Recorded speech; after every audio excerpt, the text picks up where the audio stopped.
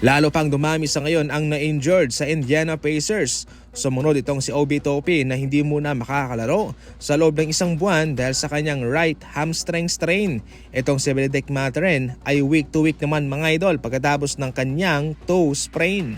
Nakuha ni Obi Toppin ng kanyang injury versus Minnesota. Samantalang yung kay Mathurin naman ay natisod po siya kay Jack Landale ng Memphis Grizzlies. Sa ngayon ay i-undergo pa sila for more testing. Samantalang itong si Andrew Nembhard naman na mayroong injury sa kanyang kaliwang balikat ay hindi pa rin nakakabalik. Si TJ McConnell naman ay left hamstring strain. Samantalang si Cam Jones ay lower back stress reaction. Marami talaga silang injury mga idol. Si Tyrese Haliburton nga ay hindi pa makakabalik. Maraming mga gwardyang na-injured sa kanila kaya kanilang kinuha si Makmak lang at binigyan kaagad ng multi-year deal contract para kahit paano ay mayroon silang ipapalit sa kanilang mga na-injured na gwardya.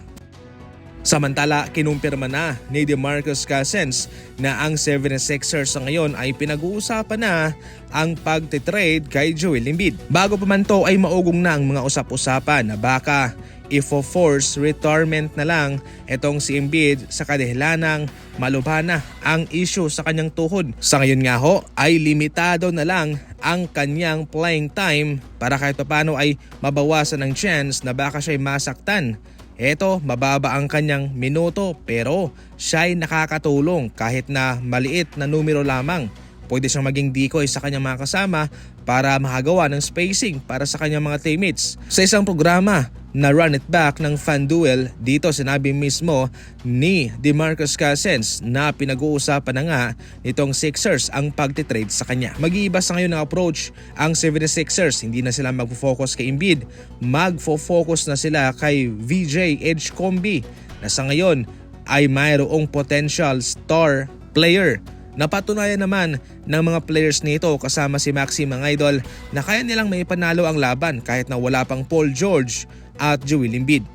Sa ating huling balita naman, kahit na may edad na itong sina Stephen Curry and Jimmy Butler, patuloy pa rin naman nilang napapatunayan na hindi hadlang ang kanilang mga edad para may panalo ang kanilang mga laban. Sa katunayan, ang Golden State Warriors sa ngayon ay nasa tuktok ng NBA standing na mayroong 4 wins and 1 loss. Sa ngayon mga idol, ang duo ni Stephen Curry and Jimmy Butler ay nasa pangalawang listahan din para sa mga duo na mayroong most points combined. Number 1 sina Chet Holmgren and Shai Gilgeous-Alexander.